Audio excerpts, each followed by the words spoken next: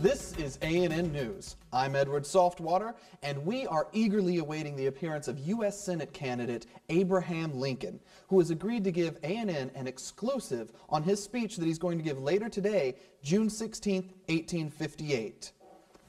Welcome, Mr. Lincoln. Hello, Edward. Good to meet you. Good to meet you as well. Please have a seat. Thank you. Now, would you mind answering a few questions for our TV audience here? It would certainly be my pleasure. What are some of the issues that you're concerned with? Well, my primary concern is that in 1853, my esteemed opponent, Stephen Douglas, put through Congress the Kansas-Nebraska Act, whereby new territories, as they were inducted into the United States, would be allowed to choose by virtue of popular sovereignty, that is, a vote by the people therein, whether they be free or slave states. Okay, well, what seems to be the problem with this? I mean, it sounds like a good compromise to me. The problem with this is, in a word, Kansas.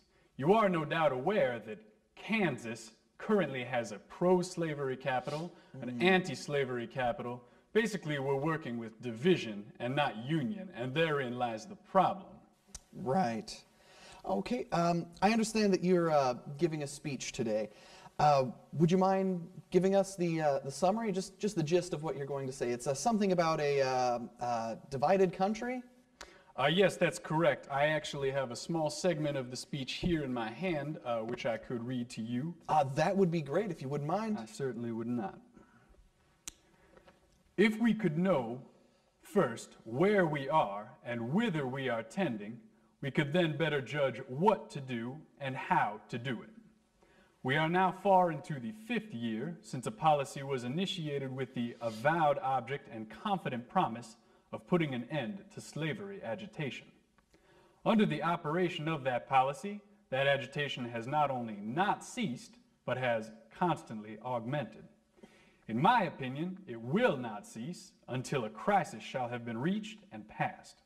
A house divided against itself cannot stand. I believe this government cannot endure permanently half slave and half free. I do not expect the Union to be dissolved. I don't expect the house to fall, but I do expect it will cease to be divided. It will become all one thing or all the other. Either the opponents of slavery will arrest the further spread of it and place it where the public mind shall rest in the belief that it is in course of ultimate extinction, or its advocates will push it forward till it shall become alike lawful in all the states, old as well as new, north as well as south. Well, thank you very much. That was a great speech, but do you have some way you could illustrate to us what you mean a little more? I certainly do. I've brought along with me a map of the United States as they currently stand. If you'll allow me to exhibit a little bit of what my house divided notions are about. Here in light orange, we are seeing importing slave states. In darker orange, we have exporting slave states. These importing slave states, in effect, were states which would not ratify the Constitution unless they were allowed to maintain their status as slave states. Now up here, we do have states that have abolished slavery in the darker green, as well as out here, the California territories. In between, we've got a number of as yet undetermined territories. We do, however, have the Missouri Compromise line, underneath which all territories are to be slave and above which all territories are to be free. Essentially, what we're working with here is too much diversity. We are working with a nation which cannot rightly call itself the United States, and I think you'll agree. All right, well, thank you very much. If by chance you don't get elected to the Senate, what are your plans? I reckon I'll just have to run for the presidency in that case. Well, there we have it. There is Mr. Lincoln's speech as a candidate for the U.S. Senate, running on his platform against a house divided.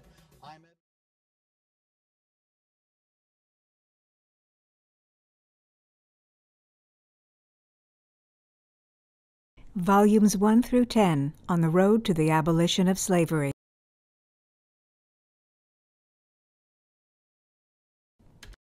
Volumes 1 and 2, Introduction on the Road to the Abolition of Slavery. Slavery explained in the words, writing, and songs of contemporary politicians, abolitionists, slaves, pro-slavery advocates, and others.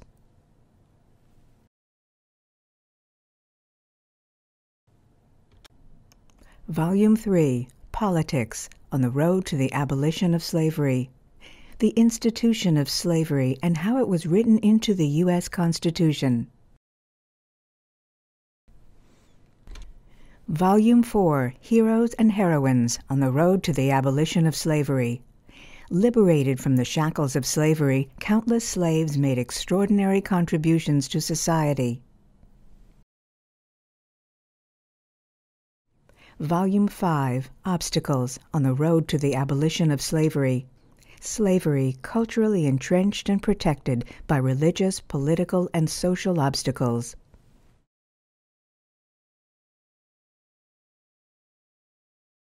Volume 6, Martyrs on the Road to the Abolition of Slavery.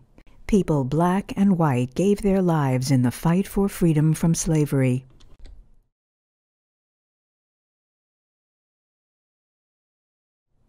Volume 7, Kidnappers and Justice on the Road to the Abolition of Slavery.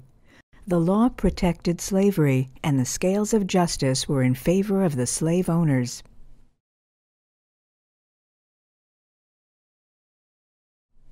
Harriet Beecher Stowe, The Evil of Slavery. Stowe reveals the people and the conditions that inspired her explosive novel about slavery and life in the South. Volume 8, The Legacy of What Slavery Left Behind. War-ravaged people struggle to rebuild their society and come to terms with the repercussion of slavery after the Civil War.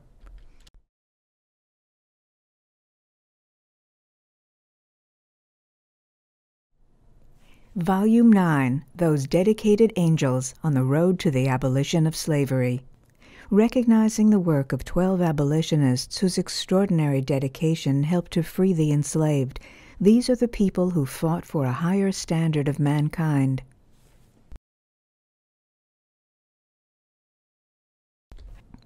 Volume 10, coming soon, summer 2013. The Beginning of Slavery. Indentured servants and the transatlantic slave trade. Colonial plantations needed labor, more orphans, loose women, convicts, and Quakers than the Old World could send as indentured servants. So the colonists looked to Africa, and the transatlantic slave trade thrived for 450 years.